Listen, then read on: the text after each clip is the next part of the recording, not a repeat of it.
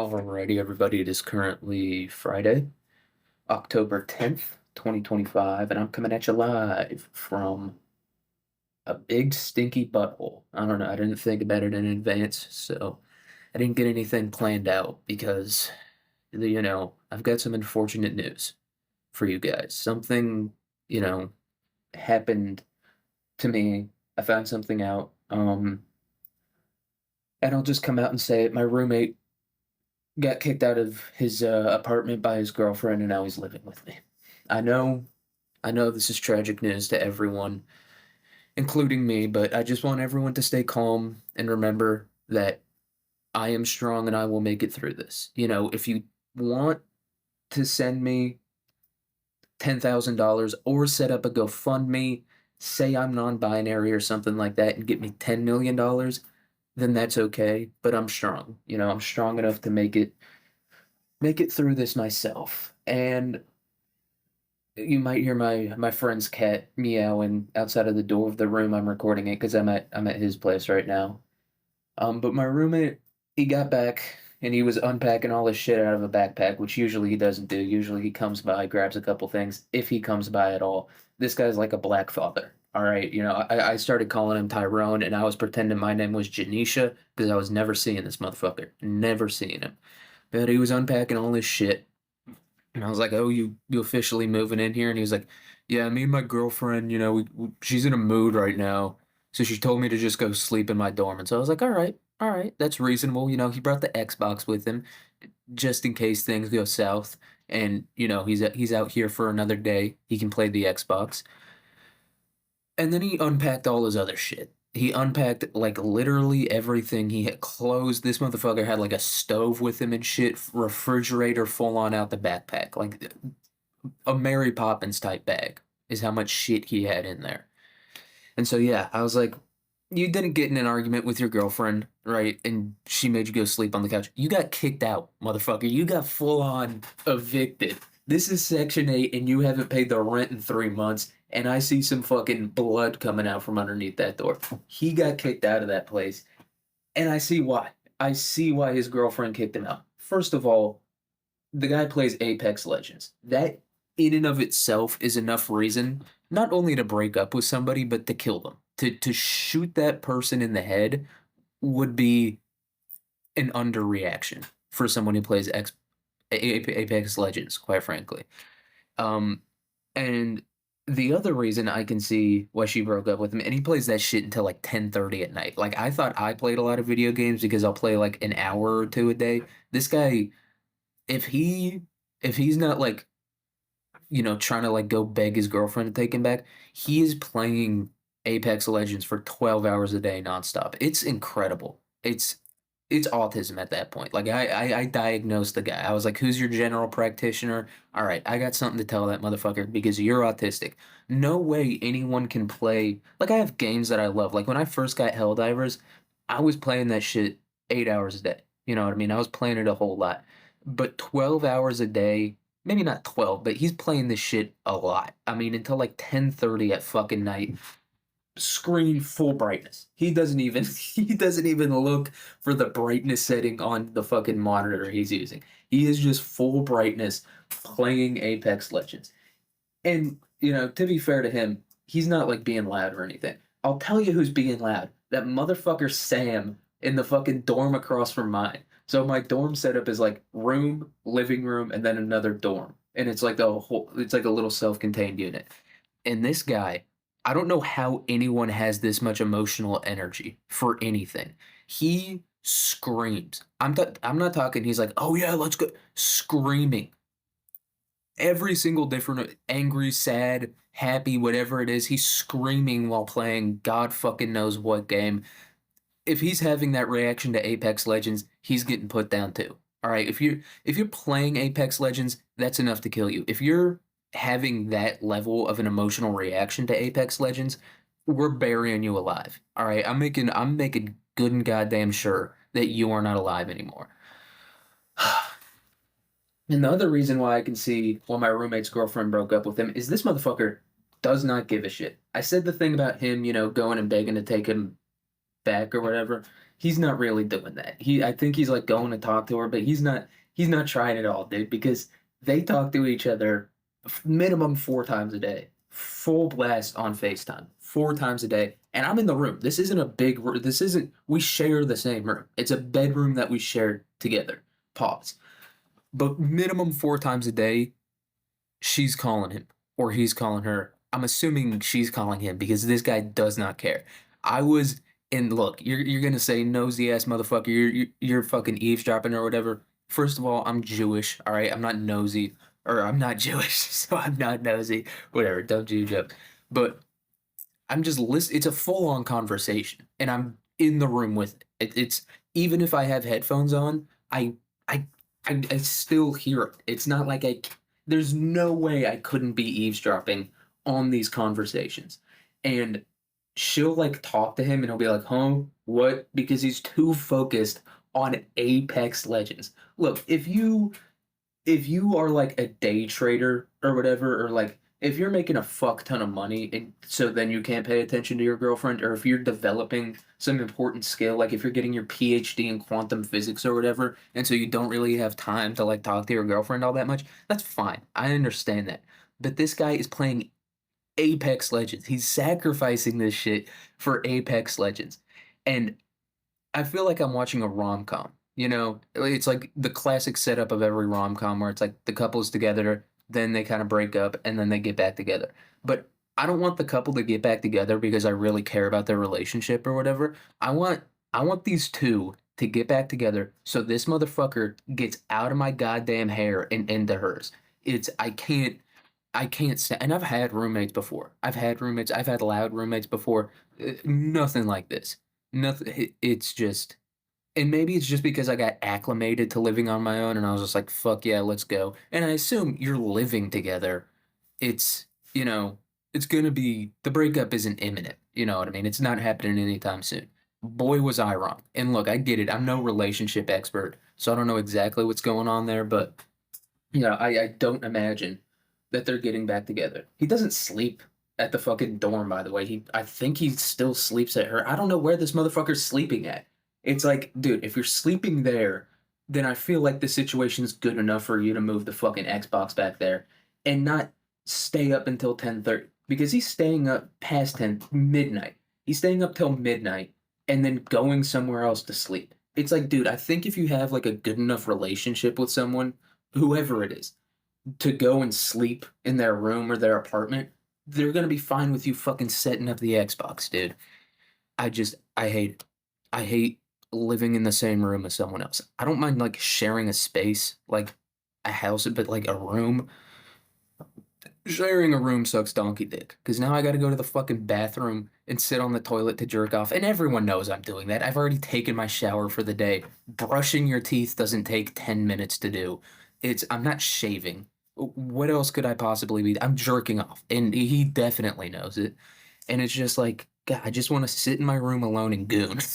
Why? God has stolen the goon from me. This must be retribution for me gooning.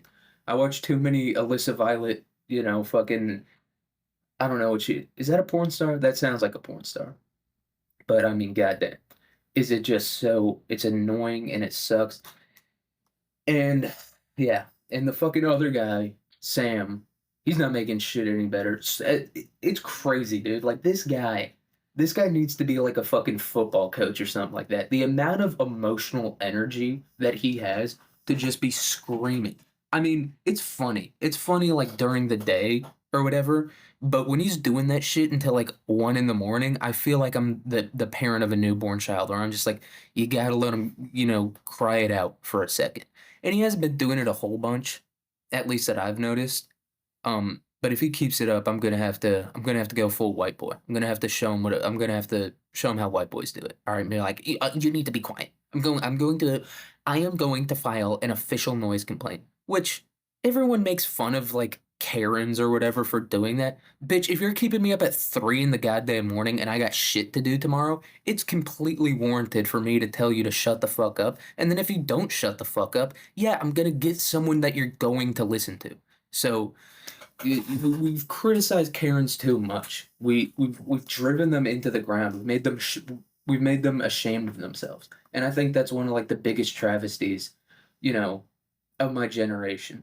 And it's obviously not my generation wasn't the one that came up with that, right? Obviously, you have like the whole just let people live their lives, which is just a retarded thing to say because many people live their lives in a completely incorrect manner. But yeah, I think it's one of the big things that my generation did where it's like, okay, Karen. And to be fair, the boomers and the Gen X are like doing things that people previously didn't do, right? Like all these videos of people being like, you can't fish here, or like whatever. It's like, get off my fucking, or you're trespassing because, I don't know, some kid rode a bike through your lawn. Shit like that. That's like, no wonder no kid wants to go outside anymore. Every time they go outside, there's some fucking dickhead with a fat wife yelling at them about some shit that they probably did. Like the people who are yelling probably did the same shit. So, but yeah, I'm gonna have to go full Karen, and that's okay. Some people are afraid to do that. Some people are afraid to go full Karen. I'll go full Karen any day. I don't give a shit what you think about me. Doesn't bother me. I don't like me either. So it's like you not liking me. I'm already all day, 24 hours of the day. I'm already with a person that doesn't like me, and that person is me. So if you think you not liking me is gonna have any effect on me, you're out of your goddamn mind. So yeah, I'll knock on your door and fucking tell you to keep it down. I'll do that. It doesn't bother me that much. It does bother me a little bit. It does. I still am like a 21-year-old dude out of college. I still do feel like, am I going to be the guy that like, goes to bed at 10 and tells people to shut the fuck up? But it's like, I don't know. Yeah, I'll be that guy. If no one else is going to be that guy, then fine. I'll fucking do it. So, yeah, just a lot of annoyance going on, a lot of teeth gritting going on. But if you can make it through that, you can make it through anything. Really. Like, just being annoyed like that, that's good preparation for just life as a whole. Whatever it is. Traffic is going to get to you less. Your boss being a dickhead is going to get to you less just because, like, when your brain was forming, you formed, like, the neural pathways to be able to, like, you know, outmaneuver being annoyed mentally. You're able to do that now because you experienced it while your brain was still developing. So, yeah, they're they're just annoying. I don't know, but I do find most people annoying. So in their defense, they might not be that annoying. I am just a miserable person, so I just might be like these fucking annoying assholes up all the and just everyone else would completely not care in that situation. It might be that, and also like I said, I'm dieting right now, so I'm just kind of angry all the time anyway. I'm just mildly annoyed constantly. So that might also be the case, but I do feel like they're being annoying. I do, I've lived with people before and I've made it through it just fine. But I feel like in this, although I do feel like I've had some pretty annoying roommates. Like my first ever roommate in college would 8 in the morning every morning, get up, take a shower, and then come back blasting death metal, like full on like scream up, not like Metallica or whatever, like the type of shit that you're like that motherfucker's about to clear out an elementary school classroom. Like that was the type of stuff he was listening to every morning, and I made it through that, and that was my first ever. And then I had my second guy who said the N word constantly, and I mean, he's like a Navajo, so he's like full blood native. So I don't know where the rules are on that one, but he said it a whole lot. Not hard R, but like, you know what I mean? How black people say it. He would say it like that. Although you could tell he didn't have experience like that. It coming out of his mouth did not sound the most natural, at least to me, in my limited experience. It didn't sound the most natural coming out of his mouth. Um, I do think that is like a phenomenon that I've realized where it's like black people or Mexican or whoever saying the word and trying to like drop it casually, and you're like, I can tell you're not experienced with it. You can tell when someone's experienced with saying it because it flows into the sentence. Whereas with some of these other people, even like some black people, I'm like, you don't have that much experience with it. You have some, certainly you have some. To be fair, I also have some, a little more than some. I have a whole I have a whole lot of experience saying it. So, but I do feel like that's something that I noticed where I'm like, you're throwing that one in there. You're trying to, you know what I mean? You're putting on a little show for us, doing a little minstrel show. No. doing a little doing a little Jim Crow blackface show for us and throwing in the N word in there. I'll hear that sometimes. It'll be like you don't have experience with it like that. You don't, and you can hear it too with like some of these white people that are trying to be edgy or whatever by saying the N word, and you can tell like you're not a real fucking you're not about that life. You might be racist, but you're not about that fucking life. Like I've experienced, I've seen racism with my own two eyes. I know what it sounds like when a real fucking dedicated racist says a slur. It's the same as when a black person says the N word. It just flows through the sentence. It's just and it's there is something beautiful about hearing it. You know what I mean? Because it's like you have, contrary to what society has told you to do, you have done what they told you not to do, and you have been a racist, and you have worked so hard at it that you know, it's like a secondary thought to you. It's not even something that you think about anymore. And it's not good, but it is you have to admire the dedication. It's like if someone in the 1920s was racist, it's like that guy's still a piece of shit and all that stuff, but it's like it was just so part of life back then that it's not really that impressive. But if you're like an actual racist now, and an actual racist, it's everyone has been called a racist. It just means nothing anymore. But like an actual racist now that's a person that's dedicated. That is a person who is going to do, that's Jeff Bezos, allegedly. I don't really think he started Amazon.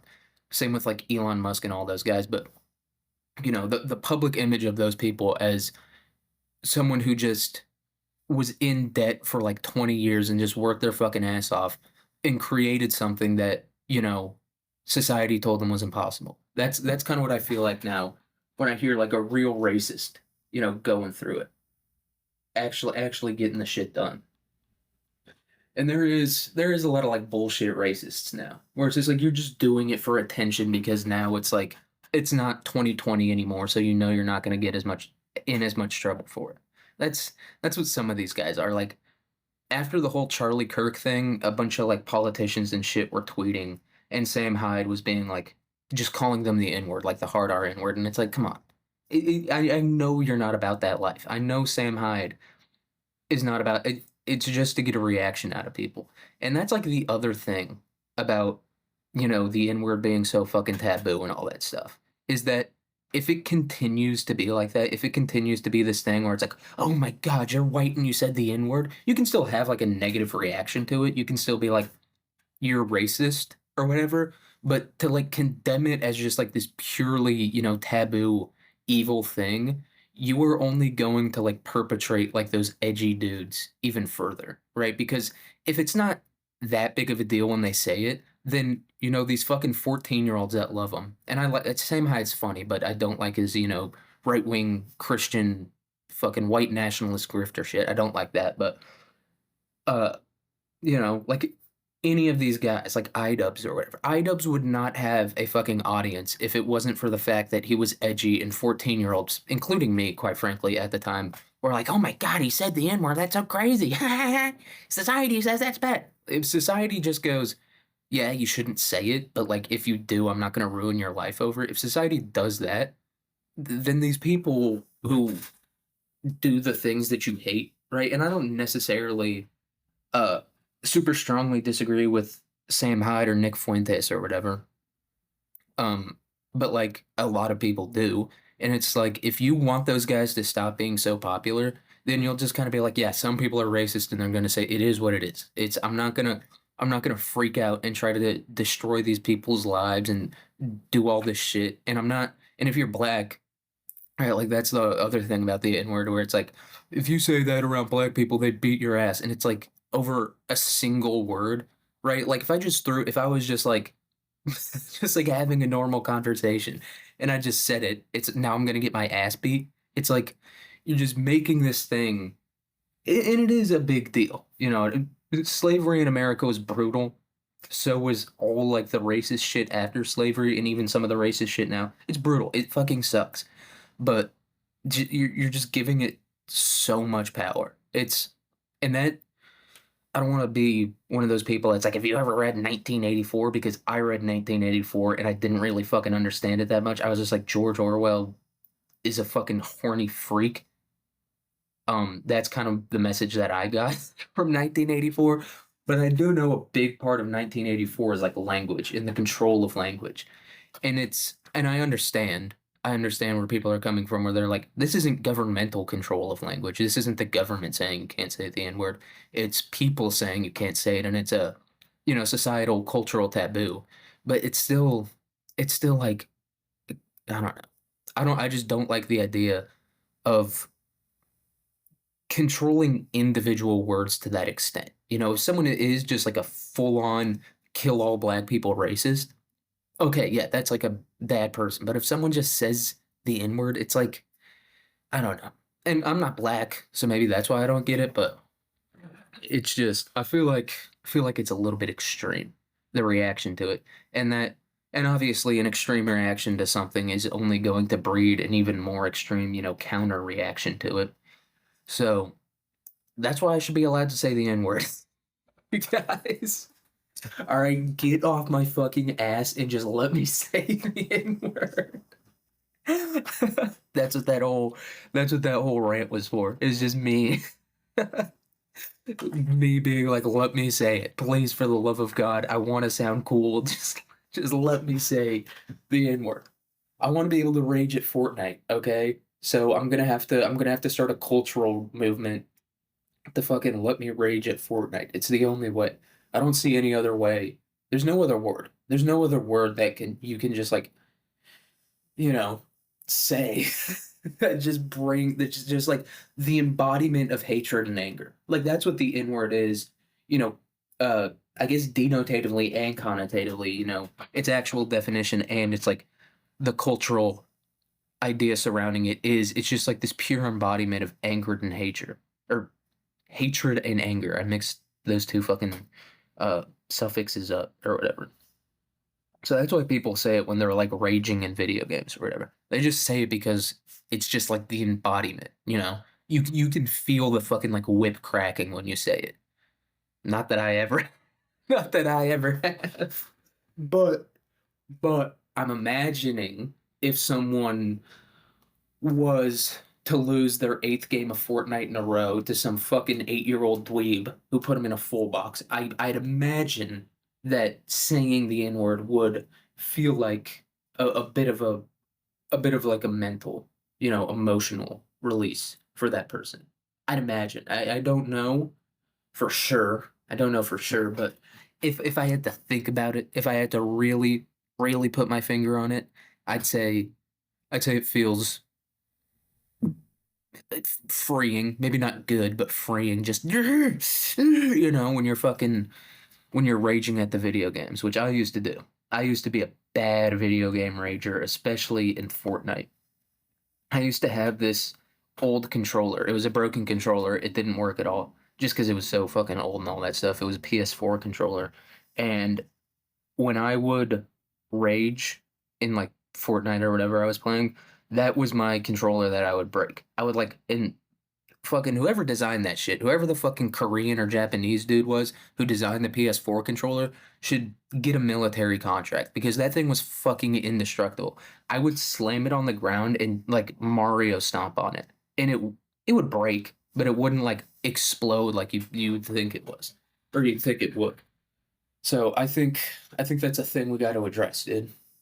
Just the indestructible nature of PS4 controllers. Whoever designed it, I mean, and that's the Japanese. They'll over-engineer some shit, but I mean, it'll work how it's supposed to work, and that's what the PS4 controller is. It's just I think they designed it. They're like a gamer rage. Oh, white man gets so angry when he loses Fortnite. It must make indestructible controller for him to throw on the ground. Like I feel like that's what was going on in the engineering department at Sony when they were making the PS4 controller. They were like, oh, white man cannot control his emotions. White men don't know discipline, can't control emotions, must make very strong PS4 controller so he can throw it on the ground when he loses to 8-year-old in video game. Very important thing to do. I think and they did a great job. They executed that perfectly. It's like the perfect, and that's the problem with the Xbox. The Xbox controllers are fragile as shit. You cannot gamer rage with an Xbox controller. PS4 controller though, you can fucking full on like get out of my room, mom, and I hate my stepdad. Nerd rage out on that thing and beat that shit into oblivion. Chris Brown against Rihanna. Chris or Rihanna against Floyd Mayweather, you know, and whoever else has domestically abused Rihanna. And at that point, that is kind of on her. You know, Rihanna got, I don't know who got her first. I think Floyd Mayweather got her. And I know Chris Brown got her. And it's like, after the first one, you just be like, I think I'm just gonna start, dating like 120-pound dudes. Right? Like if you were a woman and you were just constantly getting abused, domestically abused by men, not your fault. It's not your fault that that's happening to you. But you know, it's not your fault that you're poor either, but you still have to like do things that rich people don't have to do in order to make ends meet, right? It's not your fault that you're being domestically abused, but you're gonna have to analyze the lifestyle, you know? You're gonna have to you're gonna have to do some things. Once again, not your fault. It's completely, whoever's beating your ass, it's that person's fault, 100%. Um, but let's analyze the situation, figure out, you know, what what you can do to improve the situation. Once again, not your fault. You shouldn't have to be doing that. But we live in a world where people do shit that they shouldn't have to do. So how about we either go with like, you know, trans men, which are just women, or lesbian, or twinks. Those are your three options, I'd say. Pick one, whichever one makes you the most happy. And might I add, you know, each one of those does kind of have a benefit to it a little bit.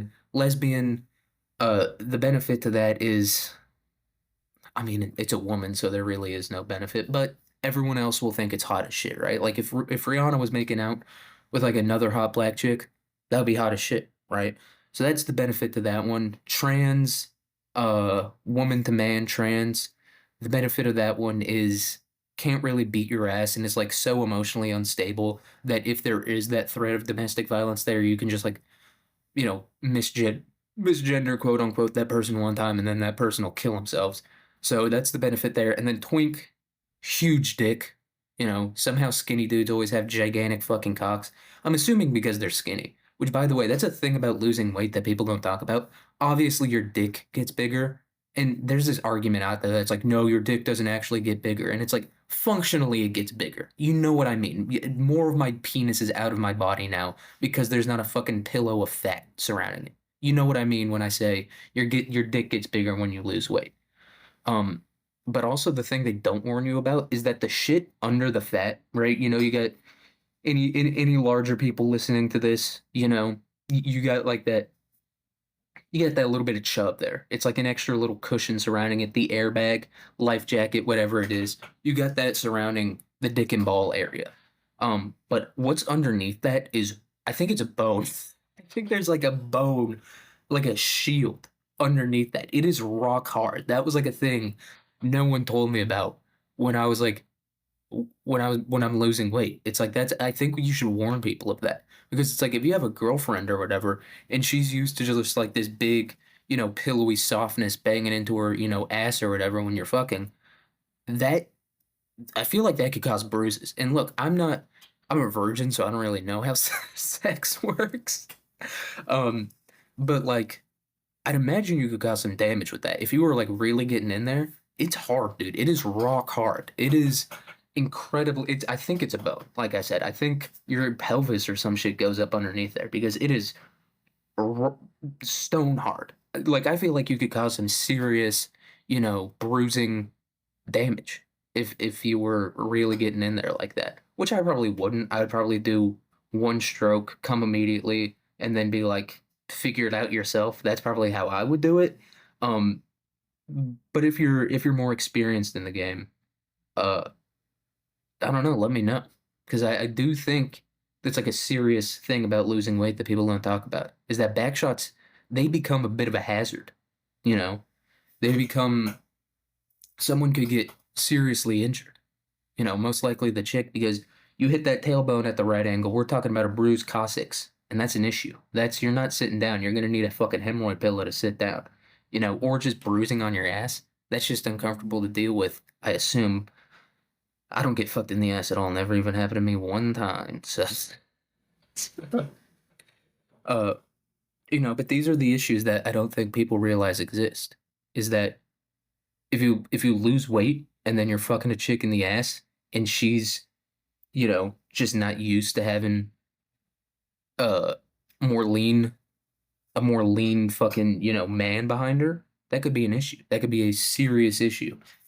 It's you know And maybe that's why for so long people only did missionary. I feel like doggy style maybe is like a mid 20th century, probably existed before that, but it probably didn't get popularized until the 20th century when people started having enough food that they could, gain weight and be a little bit fat. And then, the back shots would become, more bearable to deal with, you know? So gays or women or whoever else. I don't know. Those are the only two people I can think of that get fucked in the butt.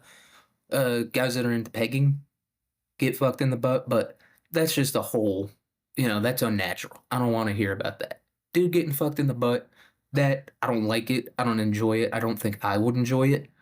Uh, but you know what I mean. It's not. It's just not pegging. So if you get pegged, I don't want to hear about that.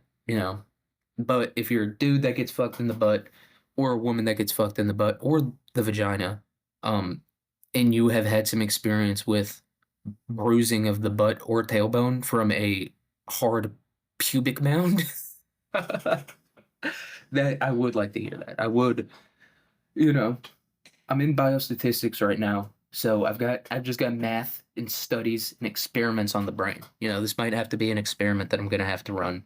And don't worry, I'll do it in a very, sterile medical way. Make sure the dudes and the chick just covered head to toe. It'll almost be like a glory hole type situation where it's like you can't even see the other person.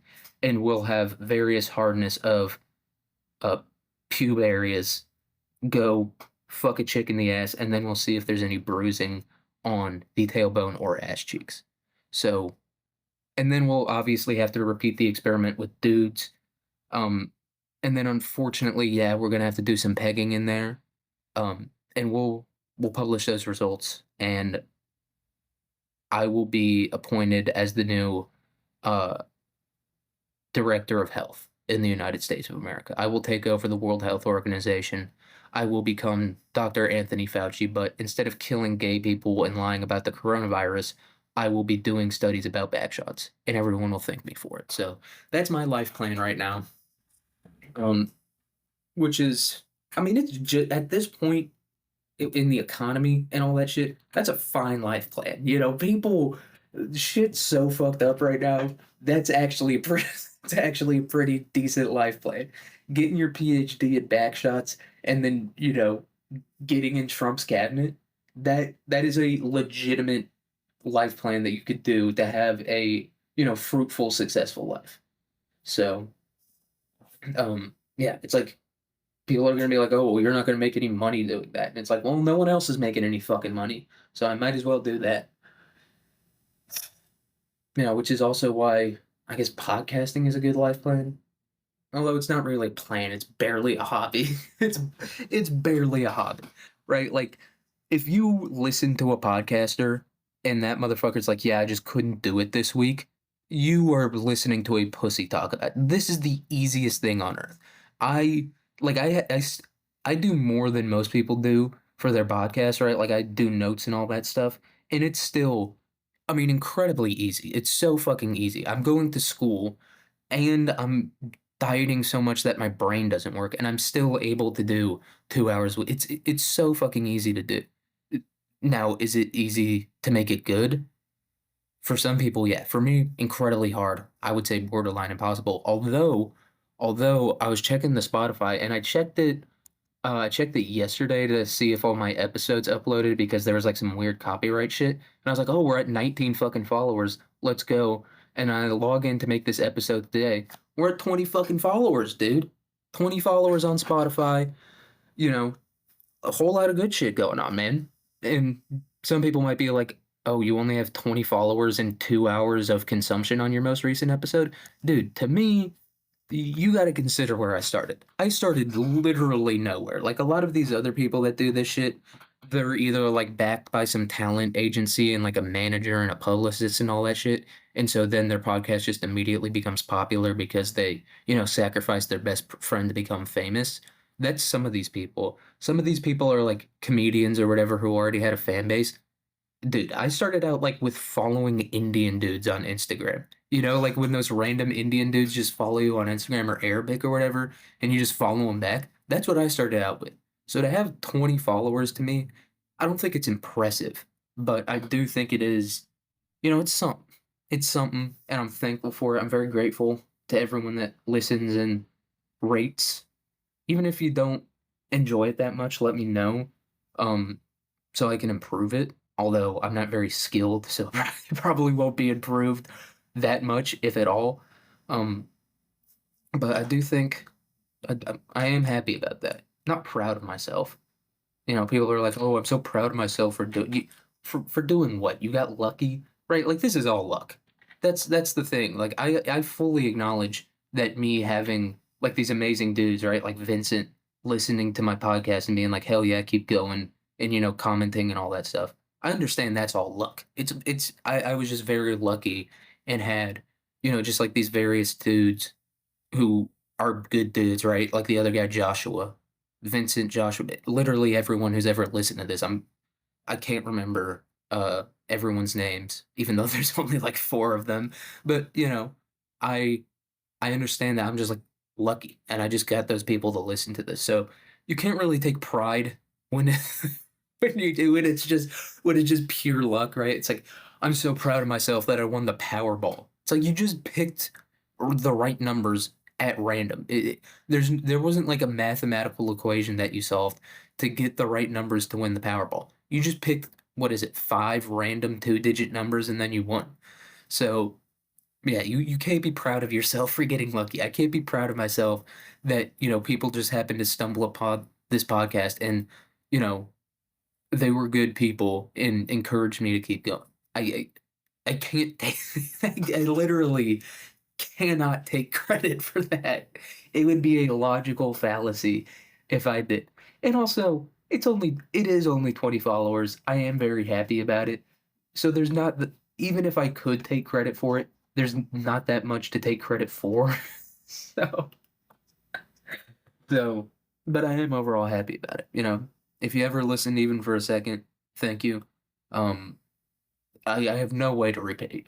I literally and that's not me being like, "You did such a valiant job that I cannot repay you." I have nothing, so so yeah.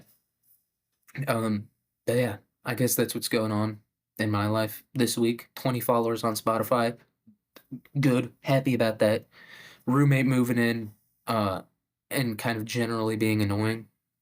Not great. He's not that annoying, but it does get to a point where it's like, dude, you're sharing a room with someone else. I'm in bed. I'm fucking snug as a bug in a rug. Blanky snuggled all in.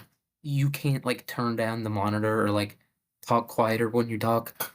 Um, it is his room, so he's kind of allowed to do it if he wants to. But I would be lying if I said it didn't annoy me. At least a little bit. Just a little bit. And at night, I'm so hungry at night that I just am enraged. Like when I go to bed, I am so angry, and sometimes that does quite frequently actually like translated to horniness. Like I'll just have horny dreams all night. I'm assuming because I went to bed, super like amped up and angry. Um, but yeah, I've just been just going to bed, just hearing that guy talk. I'm like, I have to beat this guy's fucking ass. I'm going to have to kick his ass, which it's kind of crazy for me to say this, but I do think I'm gonna say I could probably beat up 75% of men in this country. Maybe not 75% of men in my age group, but 75% of men in this country I could probably beat the ever living shit out of. Like easily win. And that's just because people like don't work out. I don't or like lift, right? I think he said something about basketball or whatever. So I mean he does that, but it's like I don't but just people don't lift that much. And so I feel like even going to the gym like 3 times a week, that probably puts you in the top, like, 10% of men in this country for sure. Probably more, probably, like, top 5%. It's fucking insane how little people work out. Um, Not, like, little people as in dwarves, but, like, how they don't people just don't work out that much. The little people, I feel like they do work out a whole lot. I feel like every LP you see, every dwarf is fucking jacked as shit. I feel like they're all fucking huge. So I feel like little people, they might have the highest percentage of working out. They're and I get it, people are like, "Oh, well, if you're shorter, it's easier to put on muscle." I don't know if I believe that. I feel like that's just a myth, right? Because they're like, "Oh, well, a pound of muscle on you looks different than a pound of muscle on me." And it's like, just eat more calories and lift heavier weight. I don't I don't understand where that comes from. And I get it. There's a like volume doesn't grow exactly proportional to size, right? Like as a person that's 3 feet tall and a person that's 6 feet tall. The person that's 6 foot tall doesn't have double like the muscle mass and like the overall volume as the person who's 3 feet tall. But if you're 6 foot and you're like, dude, you don't understand how hard you have it so easy being short. You could just put on muscle so easily. It's like that's not that much of a difference. You're just kind of making excuses. And I don't put on muscle that easily. And I don't think I've put on any muscle in, like, the past 3 years because I've been fucking dieting constantly for the past 3 years because I'm not very dedicated to it, so but that is a thing you'll hear, where it's like, Lee Priest only had 24-inch arms because he fucking was short or whatever, and it's like, you have a bigger frame on which to put muscle. So don't come to me saying, "Oh, well, it's easier for you to," they'll even say it's easier to like be stronger. And it's like that doesn't make any sense. It doesn't make any sense to me at all. Like why that's true. It just eat more and lift more. Yeah, I don't have to eat that much and I have to lift less weight in order to be, proportionally bigger than you are. But it's still like then you just have to eat more and lift more. It's a very simple thing. You were blessed with being 6 foot tall. Now you have to pay a minor price by getting to eat more and having to spend like 30 minutes extra at the gym lifting slightly heavier weight than me. Yeah, it's going to be slightly harder for you to do it, but you're also 6 feet tall, so everything else in your life is going to be easier. And that's like a thing, by the way. That's people who are attractive just have easier lives. Uh, there's like this study, and they found out that people who are deemed more conventionally attractive and you'll hear like this bullshit out of people that are like, well, beauty is subjective. And it's like, yeah, but there is a certain look that people can have that a large portion of the population will find attractive. So that's what I mean when people are more attractive. So more attractive people have like better grades, higher paying, just literally everything is easier for them. So it's like stop bitching to me about how much harder it is for you to put on muscle. Because because what? You have to eat 50 grams more protein than me a day, uh, 500 extra calories and be at the gym for an extra 30 minutes. Woe is you. Have fun with everything else being easier in your life. You know, this is there's like this clip of Emma Stone. I don't know what movie it's from, but or maybe it's from something else. I don't know, but she's it's this clip of her being like, "Not everything is for you. You have everything. This is for him." That's what I feel like when I hear, people that are taller being like, "It's just harder for me to put on muscle, man." It's like not everything is for you. Okay? You don't get the bitches and the job and the this and the that. You don't get all that and have it easy to put on muscle, okay? So stop coming to me bitching about how much easier I have it for being able to relatively put on more muscle than you. Get off my fucking ass about this shit, dude.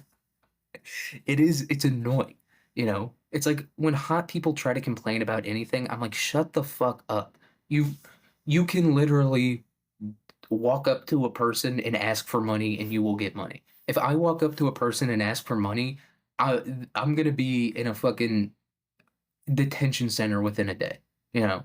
So stop your bitching about literally anything. Like if you're a hot person, I don't want to hear you complain ever about anything. That might sound like a joke or like hyperbole or whatever. It is the absolute truth. I do not want to hear you say anything negative about what's going on in your life. You literally have it easier than everyone else. People like you more just for existing than they like me. Now, granted, I'm not the best person to compare against because I have like an off-putting personality. I'm annoying, and I don't talk that much. But you know, the point still stands. The point still stands. If you're attractive, shut the fuck up about anything, really anything. It's like, if you're, I don't want to hear a hot person talk about politics or like that's my main gripe with Hassan Piker. A lot of people's main gripe is that he abuses his dog. He's a hypocrite. He doesn't really understand what he's talking about. But that's most people who talk about politics. Most people who talk about politics don't understand what they're talking about, including me. My main gripe with Hassan Piker is that he's like 6'4" and jacked. So it's like I know you don't know anything about politics. That's the thing, right? Like when a hot person, tries to say something profound or meaningful or like in any way intelligent sounding, I'm like I just disregard it immediately, to be fully honest with you, because it's like if you're 6'4" and hot, why the fuck are would you spend any time on, macroeconomics or whatever? Like that's how I feel about it. It's just like this. I don't know how to explain it, right? It's like when NFL players try to talk about politics or whatever. It's like your entire life is built around getting strong and fast. So I know you do not have the time to talk about politics, right? A hot person, you are just like inherently going to have an easier life. So, A, I know people have probably told you you were smart or whatever, or like really listen to what you were saying. And so you think you're smart.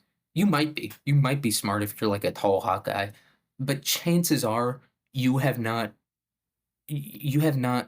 had to do the things that like a short little fucking ugly midget like I have had to do to, gain the not intelligence, but like the ability to think, right? I know you haven't had to do the same things that I have done.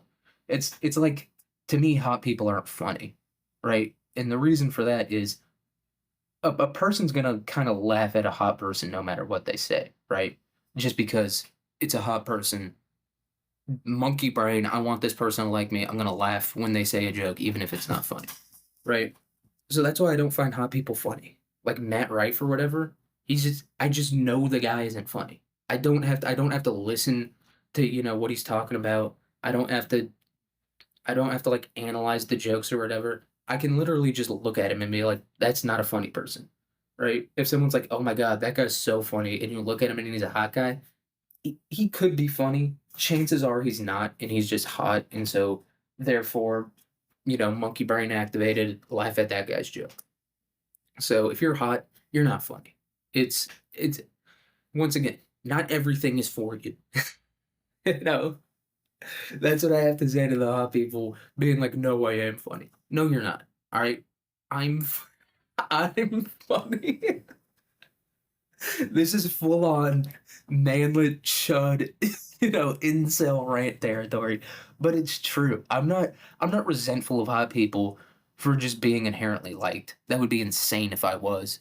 But what I do believe is they have not had to just do it's like women. It's like the same thing with women where it's like, oh yeah, that chick's funny. And it's like I don't believe that. I'm sorry. There are some funny women, right? The funniest women are fat or ugly or lesbian. Those are the funniest women. If you're gonna show me a straight chick that's like even marginally attractive, I'm gonna dismiss her immediately because it's like that. Being that hot doesn't require you to be funny, right? Like me being short, I'm not saying I'm that funny. I don't I don't think I am. I recently listened to like 10 minutes of one of my episodes and I was like, God damn, am I not funny? So I know I'm not funny. Or I'm not that funny, but I'm like marginally funnier than the average person, right? I'll say that much. I don't mean to toot my own horn here, guys, but I might be slightly funnier than the average person. I think that's like a fair thing to say. Um, but and the reason I've had to do that is because I'm a short, ugly dude who's been fat for most of my life, right? So I had to do that. I had to uh study in school and all that shit. I had to because it's like then I have nothing else. So when you're hot, you always have that. You always have just being a hot person. That's a feature of your life that you can always kind of fall back on. I don't have that. I've never had that before. So ipso facto, I had to kind of figure out some other shit to fucking do. Uh, yeah. Goddamn. I feel like this is gonna the if somehow this rant falls into the hands of any chuds, I will instantly become like a fucking 4chan me. You know, they're gonna call me like the learning cell or something like that. The independent chud. I don't fucking know. That's what they're gonna be calling me. But like I'm not angry about it. I'm just saying I know you're not funny. Um, and I know I'm not that funny either. No, I just kind of laugh at my own jokes and maybe hope that will make it sound like I'm funny. All right, enough of the fucking chud rants and all that stuff. Today's episode is about the news. And our first piece of news here, we're going to the libs with CNN and their 10,000 fucking pop-up ads. God damn, I do not want to hear these people talk about equity or fucking taxes ever again. 1,000, this is half the screen, and I literally can't see anything else. So, massive blast at military explosives plant in Tennessee leaves multiple people dead, several unaccounted for. It, well, here's the thing about like the whole unaccounted thing, right? Is that let's say there's like a hurricane or whatever, and some people stayed behind and like those people died, and then they'll be like, and then there's like 100 people unaccounted for or whatever. That's just like officially unaccounted for, where it's just like we don't know where this person's at, right? When it says several unaccounted for, those people could have been vaporized in the explosion, and we'll just never find their remains. But it could also be that the guy just like skipped work that day and didn't tell anybody, or you know he was supposed to work that had someone else cover his shit. It could be shit like that. So, but yeah, this shit I didn't know how like serious this is a explosives plant, but there was that famous explosion in Beirut recent maybe like a couple years ago. Um but there was that one, and that was a fertilizer explosion. And I didn't know this about fertilizer. Buildings that hold like that super concentrated nitrogen fertilizer, they have to be constructed out of 100% wood. Because like the friction of the fertilizer rubbing against the metal can like cause a huge fucking explosion. So those buildings have to be made out of 100% wood. And I'm imagining in a third world country they're not following the regulations like that. So I think that's why that building in Beirut exploded. Or it exploded because the IDF or the Mossad or whatever planted a bunch of explosives there and blew it up, and we're like, "Oh my, can you believe it? Can you believe it? It just blew up like that." All right, but let's read about this explosion. So, multiple people are dead or unaccounted for after a military explosives facility in Tennessee blew up Friday morning, rattling nearby homes and setting off smaller explosions, local officials say. Dude, this is something I have to talk about that's so funny. The rattling homes reminded me of this. So, my uncle lives in like this super nice neighborhood in Texas, and there was this house that was like being built. It was kind of like through some woods, but it was pretty close to his house. And I guess there was like a gas leak, and this entire house that was being built was like filled to the brim with gas. And this some an inspector or a contractor or somebody walked into the house, maybe lit a cigarette or even like plugged something into the outlet, could cause like a small spark. And the entire thing just full on Beirut exploded into fucking splinters. And the contractor was fine. He just made it through fine. He lived through a fucking fireball. I bet he's been in church every fucking Sunday since that shit happened. I bet he's this little light of my. I bet he's full on been doing that. But so this house exploded, but it wasn't like I said. It was through some woods, so he couldn't really see where it happened. But it did like break a window and like fuck up his roof and all that stuff. But one of the people who like live directly across from the house had a Ring doorbell camera, and there's like a video of it, and, and it blew the fuck up. And my grandpa got this he got like the what are they called? Like the digital picture frames. He got one of those. And it was all like pictures of, the grandkids, the great grandkids, all that stuff. But my uncle uploaded the video there, and it was like going through it, and it was like my nephew like smiling at a soccer game or whatever, like bullshit like that. And then just like boom, it was fucking I was like crying laughing at it. Because it was just like nephew, everyone, wearing like dress clothes and standing together for a picture, and then it was just an explosion. And the house turned into splinters. It was fucking insane. Um, but no one got hurt in that explosion. Seems like some people got in this one. So the explosion, which happened around 7:45 a.m. local time, at least it happened in the morning, dude. How much would that suck if it's 10 o'clock at your shift and then the whole fucking bitch explodes. It's like at least it happened early in the morning. No one had been doing too much work that day. So uh, was a devastating blast, but responders were able to secure the scene by late morning. Humphreys County Sheriff Chris Davis said at a news conference on Friday. We do have several people at this time that's unaccounted for. Yeah, that's a fucking. We do have several people at this time that's unaccounted for. That's a fucking Tennessee sheriff if I've ever heard one. We do have some folks. We can confirm that we do have some that are deceased. Unfortunate. So the company Accurate Energetic Systems LLC is located about an hour southwest of Nashville, Tennessee, on the Hickman and Humphreys County line. The Humphreys County Sheriff told CNN. Multiple agencies have responded to the scene and are working to assess and contain the fire, but are currently holding back from the immediate area due to a concern over secondary explosions. Residents who live near the facility say they felt the impact of the explosion. I thought the house had collapsed with me inside of it. Gentry Stover, goddamn, these are some Tennessee boys, told the Associated Press by phone. I live very close to Accurate, and I realized about 30 seconds after I woke up that it had to have been that. Yeah. Well, some people who are maybe a little bit more vindictive or edgy or whatever would be like, oh, well, they deserve that for making bombs that kill kids or whatever. Um, which might not be the most untrue statement that I've ever heard, but it's also like the fucking janitor or whatever died. Dude, it wasn't the CEO who's selling this shit to, Myanmar or whatever. It's not that guy didn't die. This was just some fucking dude who was working there being like, wife lost her job, the kids, one of them's trans, the other one has like double autism or whatever. I gotta go clock in my shift at the bomb factory. That's who died in this explosion. So if anyone does have that reaction to it where it's like, well, the US military is a piece of shit and they kill innocent people, I do understand that. But, and I don't think this explosion, I don't think it's like the worst thing to happen in the world. And, like I said, America does some pretty fucking shit, or the American government does some pretty shitty fucking things.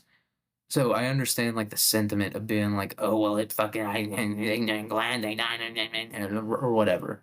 But the people who died are just like kind of normal people who just have to have this job, and that's kind of what I feel like when I hear a lot of these people talk about this shit, where it's like I could never work for whatever, whatever, whatever, and it's like, I mean, yeah, if you have like an alternative between working for like, you know, Northrop Grumman and you know, I don't know, some other engineering company, and it's like relatively the same, I would say choose the other company, right? Because being a person who designs cluster bombs that are going to, blow up Palestinian homes, just from an ethical standpoint, not the greatest thing to do. I don't think you're a horrible person for doing it. Um, but I also, it's like, fucking nobody has a job anymore, right? You at this point that we have in time right now, I'm not going to criticize anybody for getting a job anywhere, right? Unless, I don't know, unless that job is like the CEO of McDonald's and then you instantly raise your salary to like 100 million. I'll criticize a person for that. But like Joe going to fucking work at the bomb factory, that guy's just, that guy lives in Tennessee. Tennessee is one of the fucking poorest states in this country. It's violent. It fucking sucks. Tennessee, they've got the beautiful Smoky Hills. They've got some good things going on, but major cities in Tennessee are not great to live in. Even Nashville, which is, you know, a pretty probably the most well-off major city. It's still not great to live in Nashville, Tennessee. So yeah, rest in peace those guys that died in there. Um, and I don't know. I'm not like bleeding heart live enough, which I guess it's the opposite of bleeding heart to wish death on people who really didn't do anything, but whatever. Next article. Grand jury indicts New York Attorney General Letitia James, a Trump opponent, on bank fraud charges. My girl Letitia, she just wants some extra Popeyes. What you putting her in jail for? So what she scanned extra EBT? What you pushing her in jail for? I'm sorry, her name is Letitia. What the fuck do you expect of me? And once again, people are gonna say that's racist. I talked about this fucking cunt from a GOP factory in Connecticut, a dude named Madison. I talked about him the same way. All right, so get off my fucking ass about talking about Letitia and Popeyes. So Washington, New York Attorney General Letitia James, a Democrat who has clashed with President Trump, was indicted Thursday by a federal grand jury in Virginia. All right. Well, at first I was like, people are gonna be like, this is Trump just going after his enemies, blah blah blah, whatever, whatever, whatever. And I was gonna be like, you guys, look, I hate Trump, but he's not the one doing all these bad things. Him firing someone doesn't mean that we're gonna live in a totalitarian dictatorship. Eh, this the libs might be in the right on. They might be because Virginia, that's very close to DC, like Northern Virginia, Langley, Arlington, that whole area. Yeah, this is Norfolk. I think Norfolk is one of the like DC intelligence fucking like suburbs. I think it is. I'll look at it real quick. So yeah, the libs might be in the right on this one. Uh, no, it's pretty far away from it. Yeah, because it's like Washington D.C. and then it's like all like these little bullshit fucking cities that I guess aren't that close to it. Where the fuck is Langley at? I thought Langley was like right next to it. So I don't know. Maybe maybe what was it? Norfolk is one of these fucking cities, but could be Trump, could not be. I don't know. So oh, so she's from Norfolk. Okay. Or she has a second residence in Norfolk, which is like first of all, you're a judge or a attorney general, which I guess isn't I don't know exactly what an attorney general is. Isn't that like the lawyer like for the government, right? I think that's what the attorney general is. So James was charged with one count of bank fraud and one count of making false statements to a financial institution after Trump publicly called for his Justice Department appointees to bring charges against her. The indictment alleges James falsely claimed that a home in Norfolk, Virginia was her second residence, allowing her to obtain. Okay, so she doesn't she doesn't live in Norfolk. Okay. So she falsely claimed that this was her second residence. Okay. Allowing her to obtain favorable loans and that she rented the property to a family of three. Okay. James could face up to 30 years in prison and up to a $1 million fine. She's not going to get any of this stuff. All right. Um, Same with like Ghislaine Maxwell is in a fucking resort. All right. Letitia James isn't going to get all this stuff. I would like when people talk about this stuff and they're like Trump's taking out his political enemies. It's like I hope you know that his political enemies are also your enemies. Trump is your enemy, and so are these other guys, right? So is fucking Letitia James, or that person is also your enemy. That Letitia James does not give a fuck about you, even if you're from like New York. She doesn't care. She does not care about you. I don't know what to say. She literally does not care about you. So she's also your enemy. Now, if Trump starts putting people, like regular people, in jail for criticizing him, and even him putting political figures in jail for criticizing him, that is an issue. That is 100% an issue. Uh, he's a horrible fucking president, pretty shitty leader overall. But it's, to me, I'm not really gonna give a shit until it's fucking, Joe Schmo going to jail for, calling Trump a fascist or whatever. Um, Oh, which that does me bring me to, I guess, my final point of this, because I do have to record another episode immediately after this. But so Antifa got listed as a terrorist organization, which I do agree is fucking insane. It's like these are fucking retards who throw bricks through windows. They're not a terrorist organization, right? Let's calm it the fuck down. But one of the things that did come out of that was people being like, well, Trump's anti-Antifa, which makes him a fascist, right? Because Antifa stands for anti-fascist. But if any of the people in Antifa knew the definition of the word fascist, then they would kind of realize that they're also fascist. But whatever, not the point. But it's just it would kind of be like if I started a group called Anti-Raw, which stands for anti-racists, and then I went around, smashing mailboxes and like lighting cats on fire or whatever. And then I got thrown in jail, and I was like, well, the government's racist because they threw me in jail, right? I'm the leader of Anti-Raw, the anti-racist. And then, I just got thrown in jail. So I guess the government's racist. And look, you might be like, oh, well, yeah, the government is racist. But the government isn't racist because they threw me in jail for being like, for lighting cats on fire and stuff like that. Just because I'm anti-drug. So, look, do I think this is ridiculous? Yes, it is insane. A little concerning that they can just, uh, at random, kind of designate a group of people as a terrorist group. That is concerning. That's not good. Especially like because if you wanted to, start a militia or whatever to oppose the government in anything, they would just be like, oh, well, you're a terrorist group. You have to be disbanded. So it is concerning in that sense. Not necessarily that I care about Antifa, but just because of like the bigger picture of it all. Which, final thing I'm going to talk about here. Okay, for real, final thing. I was listening to this podcast that Ken Burns was on. He has a new Revolutionary War documentary coming out. Should be pretty good.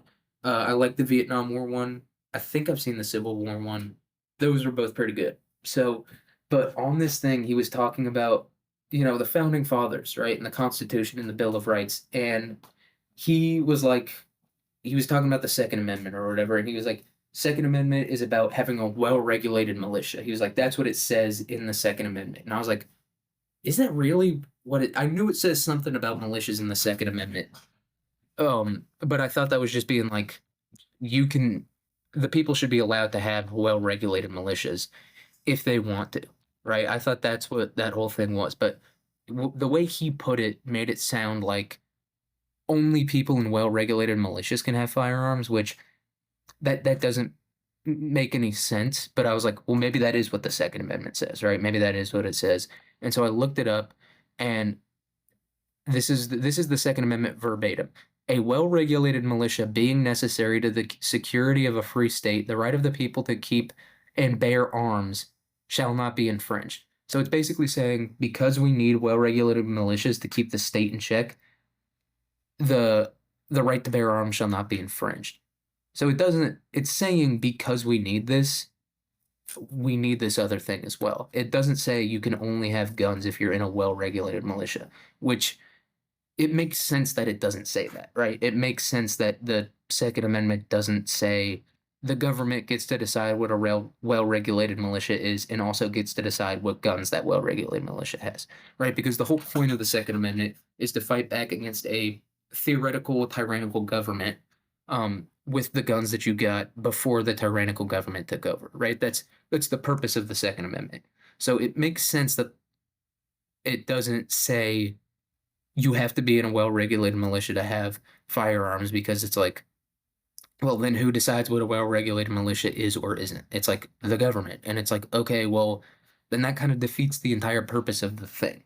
So I don't know. That was the final thing I wanted to comment on because I heard that and I was like, holy, is that what it says? I always just knew the right to bear arms shall not be infringed upon. I knew that part of it. Um, but I didn't know. Yeah, it's basically just saying we, if the need arises to have a militia to ensure a free state, we're gonna need guns. And because of that, we are going to need everyone's just gonna need to be allowed to have guns because if that tyrannical government pops up, the people aren't going to be able to get guns anymore. Is kind of what I got from the whole well regulated militia part, which that part doesn't even matter. That it's completely irrelevant to the amendment, right? Because the amendment says the right to bear arms shall not be infringed upon. That's nothing. No other part of the amendment is important, right? If as long as you remember the end of it, you're fine. You got it. You got it down, right? It's like in calculus, right? Where your professor shows you how to get, the derivative of the inverse of sine or whatever. It's the work that goes in is important, right? Having a well-regulated militia is important, but ultimately, you need to remember the last thing that says, which is the right to bear arms shall not be infringed upon. So, I don't know. I thought that was funny because I was like, well, maybe that is what it says. Maybe I just like skipped over that part every time I like looked at the Bill of Rights or whatever, which, full honesty, very limited. Um, but then I was like, oh no, that's not really important to the amendment, right? It's just a little. We're gonna throw that on there. The amendment is the right to bear arms shall not be infringed upon. That's ultimately what it says. It doesn't say the right to bear arms shall not be infringed upon for well-regulated militias. It says the right to bear arms shall not be infringed upon. So, whether you agree with it or not, that's what it says. So, I don't know. I guess that's just what I'm ending the podcast with this time. I hope you have a good day, a good week, a good year, a good life. Um, if you're tall, I hope you know you're not smart or funny. You just, people say that you are because you're tall or hot. So that's what we're ending the podcast on this time, dude. I'm a fucking chud, and I hope your life is fucking fantastic. You hear me? You hear me? I hope your life is fucking perfect. All right, peace. Peace out.